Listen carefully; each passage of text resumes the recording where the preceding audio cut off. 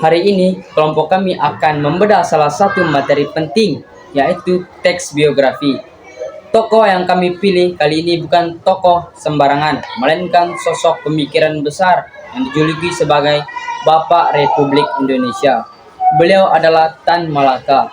Tan Malaka lahir dengan nama asli Sultan Ibrahim di Pandam Gadang Suliki, Sumatera Barat pada tanggal 2 Juni 1897. Beliau tumbuh di lingkungan keluarga yang taat agama dan sangat menghormati adat Minangkabau.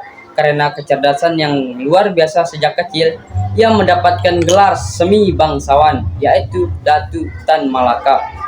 Beliau adalah seorang guru, aktivis politik, dan pejuang revolusioner yang menghabiskan sebagian besar hidupnya dalam pergerakan bawah tanah demi memerdekakan bangsa ini. Perjalanan perjuangan Tan Malaka dimulai ketika ia dikirim ke Belanda untuk menempuh pendidikan guru. Di sanalah mata dan pikirannya mulai terbuka melihat ketimpangan sosial akibat kolonialisme. Setelah lulus dan kembali ke Indonesia, ia sempat mengajar anak-anak buruh perkebunan di Delhi dan Semarang. Di sana, ia melihat langsung betapa menderitanya rakyat yang diperas oleh penjajah. Keberanian Tan Malaka dalam mengkritik pemerintah kolonial membuatnya dianggap sangat berbahaya.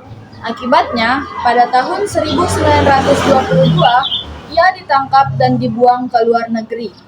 Dimulailah petualangan luar biasa Tan Malaka. Selama lebih dari 20 tahun di pengasingan, ia hidup berpindah-pindah negara, mulai dari Belanda, Rusia, Filipina, Tiongkok, hingga Singapura. Hebatnya, ia berhasil mengelabui intelijen internasional dengan menggunakan belasan nama samaran. Di tengah masa pelarian yang serba terbatas dan penuh ancaman itu, Tan Malaka tetap menulis. Salah satu karya monumentalnya yang ditulis pada tahun 1925 yang berjudul Narde Republik Indonesia. Buku inilah yang menjadi blueprint atau konsep pertama tentang negara berbentuk republik, bahkan mendahului pemikiran Bung Karno dan Bung Hatta. Setelah proklamasi kemerdekaan, Tan Malaka kembali ke Indonesia secara diam-diam. Sayangnya, situs politik pasca kemerdekaan sangat rumit. Tetapi, karena keteguhan prinsipnya yang menolak untuk berdiplomasi dengan Belanda dan memilih berjuang total, ia jadi sering terkena konflik pemerintah. Perjalanan hidup sang pemikir ini berakhir tragis karena ditembak oleh tentara Indonesia sendiri di Kediri pada 1949. Meski akhir hayatnya diselimuti kabut penuh misteri, jasa Tan Malaka tetap abadi.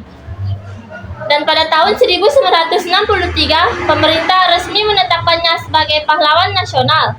Kisah hidup Tan Malaka mengajarkan kita tentang totalitas mencintai tanah air, kekuatan literasi, dan keteguhan prinsip. Kutipan terkenalnya yang harus kita ingat adalah terbentur.